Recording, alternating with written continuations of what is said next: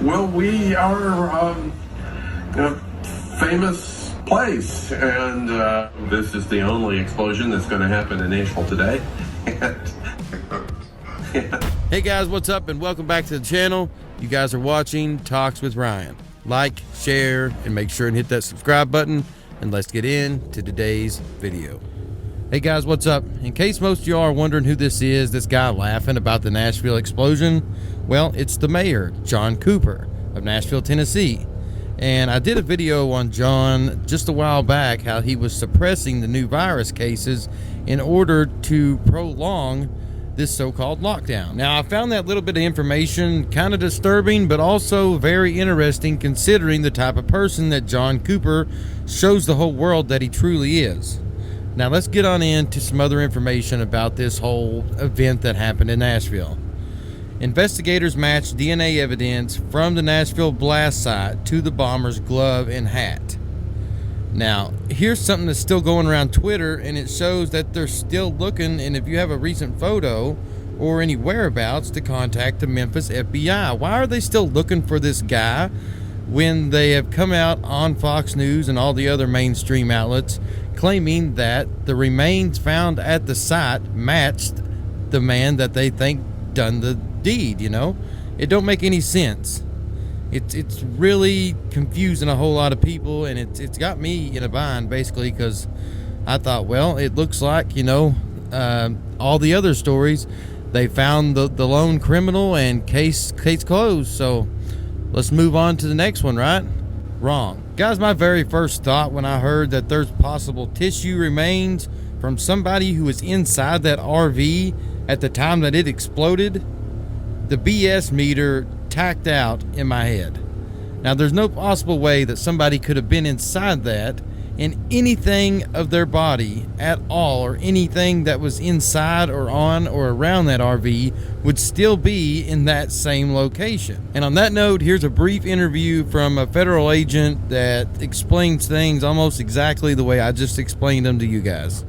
All right, investigators say human tissue was found in the area, but they stopped short of linking it to a possible suspect or a victim. What do you make of that?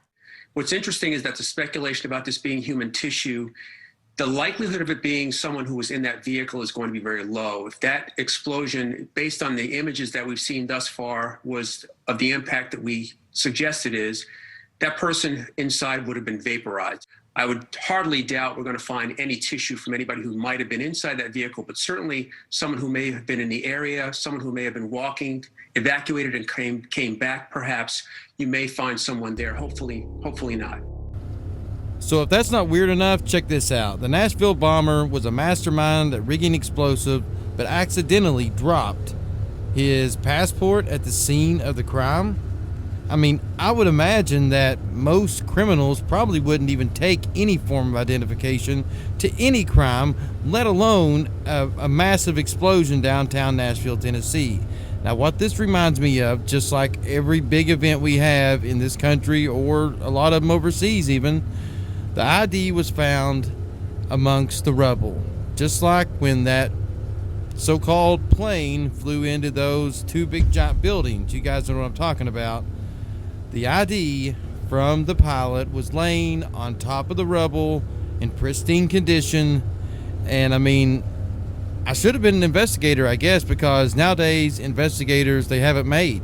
Every big event they go to, there lays the criminal's identification and credentials on top of the rubble. Now, before I go on into what could possibly be a motive behind this explosion, I first want to go over some slight differences that I've studied and picked out between these two different RVs. Check this out. All right, guys, I know a lot of us went over this, but I want to share it with everybody. The reflectors going across the top of these two RVs. One is from Warner's house and the other's from security footage. You can see there's 1, 3, and 1 on both of them, except the one that was supposedly used in the bombing has an extra reflector underneath the series of 3 in the middle. Now, I don't know if this was added later on. I wouldn't assume that anybody with an RV that is set for years would be adding stuff to it for no apparent reason at all. But now let's move on to the grills. On the left, we have the RV supposedly used, and you can look at the grill. You can clearly see there's more, the bars are more wide, and you can tell that they're long strips. Then when you look at the one that come from his yard, you can clearly tell that it's an oval shape. It's a long, stretched out oval shape. They're clearly different. And I have to represent each one of those on their own. I believe it was a 1999 model and a 2000 model of this exact same RV. And check out the bumpers on them. Those are the two things that I found that were very distinctive and that were definitely not the same. So let's move into the next subject, the police. Now this is probably more than likely going to piss off quite a few people. But you know what? Sometimes the truth, it hurts. Now, let me give you guys a hypothetical situation. Say a police officer is chasing down a criminal. So the criminal decides to run into about 6 or 7 lanes of fast-moving interstate traffic. If that police officer chases that criminal into that 6 lanes of oncoming highway interstate traffic, does that make him brave or does that make him ignorant?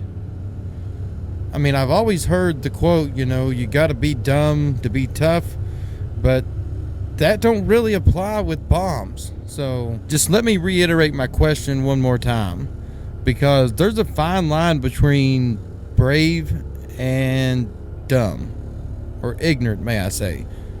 So which one is it? Because no sooner than maybe a minute and a half after these officers rounded the corner on that video of the police cam, that sucker went off. So you tell me in the comments section below. And you know what? Since we're on the topic of police officers, especially Nashville, it applies to this case. Look at this article. More than a year before Anthony Warner detonated the bomb downtown Nashville on Christmas, officers visited his home after his girlfriend told the police that he was building bombs in an RV trailer at his residence, according to documents obtained by the Associated Press, but they were unable to make contact with him or see inside the RV. So guess what these super brave hero police officers did? They did nothing. They left. End of story. And here's another really weird story that I don't know if a lot of people have heard yet, but a 29-year-old mother, Michelle Swing, was given a $160,000 home free by the man that was identified as a person of interest, which is Anthony Quinn Warner, 63 years old. It was given basically for $0 through a quiet claim deed to Michelle Swing, a 29-year-old woman who is living in Los Angeles, California. And Michelle claims that she has no idea why she would ever receive this, and more or less claims that it has to be an error, and she has no connection to him and has no idea why he would do such a thing and give her this home. So is there more to that story, or is she honestly just saying, hey, you know, he just picked a random person and give his house away? So let's get into what's been long overly due. It's basically the reason or the motive behind this so-called explosion or bombing. Now, first thing I want to get off my chest is my own personal opinion about this AT&T Batman building. I honestly believe that this building itself had nothing to do with any motivation to do this bombing. Just because after I went on Google and looked, right here is the old Bell South building, the old AT&T building. There's nothing in it, and it's been closed since like 1995. And right across the road, you can see, I've circled it, there's the melting pot. The blue area is where the actual explosion was. And around the corner, down 2 blocks, is the Batman building. It was not phased. But in other news that nobody heard, a New York printing press in Rochester, New York burned down. And guess when it burned down? It started Christmas night and was completely gone by Christmas morning. Now, I've only seen this like one other place online, and other than that, it's been completely quiet. This building was nearly a century old, upstate building that basically burned down in a Christmas Eve fire that ended on Christmas morning. And I mean, it was a solid block building, and now it's nothing but a pile of rubble. Now, the police have said that they have no idea what could have started this fire, but the main thing that I want to get across is what this building actually was. It was a printing press. And as far as the owners say, you know, they claim that they've never made any ballots or any type of printing for elections or anything like that. But then you go in to read a little bit before this, and they've had some problems down the road, and apparently it was with the making of ballots. Now, here's a previous news story. A Rochester printing company is involved in a situation that caused some confusion for people voting by absentee ballot in the New York City area. Mail-in voting has gotten off to a rocky start in parts of New York City, where election officials sent out a large number of absentee ballots with the wrong names and addresses on the return envelopes. The faulty number of ballots were sent out to an unknown number of voters in Brooklyn that could result in ballots being voided if voters signed their name on return envelopes bearing different names. More than 140,000 ballots have already been sent out so far across the borough. It was unclear how many people got the wrong envelopes. The New York City Board of Elections blamed the problem on the vendor, the Rochester, New York printing press, who had printed all the mail-in ballots for voters in Brooklyns and Queens. There are also reports of faulty ballots going to voters in Nassau County and in Long Island. So apparently they have been printing ballots, regardless if they're absentee ballots or if they're regular ballots. Still yet they have the capabilities to print a ballot.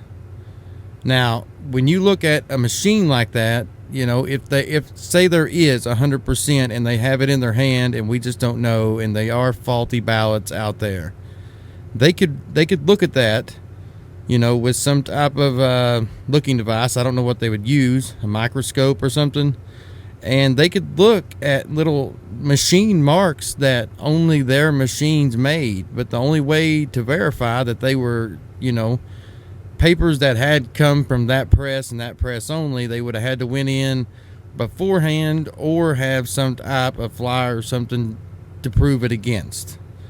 Therefore, if they have something that was printed beforehand, they could show it, show the markings that the machine made. They could verify it and compare it to the said ballots that were in question, and if they matched, then they would know that these ballots come from this Rochester, New York printing press.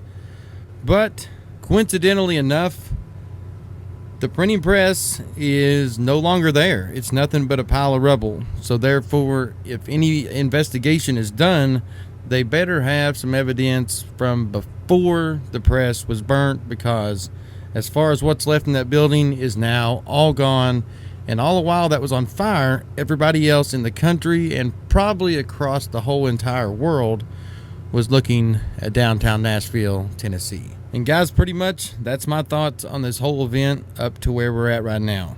And I'm going to leave you guys with a short clip of the RV playing its message in forwards and then in reverse. Check this out. This area must be evacuated now. This area must be evacuated now. This area must be evacuated now. I'm ready from every distance. I'm ready from every distance. I'm ready from every distance. Now that is pretty freaking weird if you ask me. Now, if you guys enjoyed these videos, enjoyed the information and the content, please make sure and leave this video a thumbs up, share it on all your social media platforms, and make sure and leave your thoughts in the comments section below. Other than that, guys, take care of yourself, and I will see you all in the next video.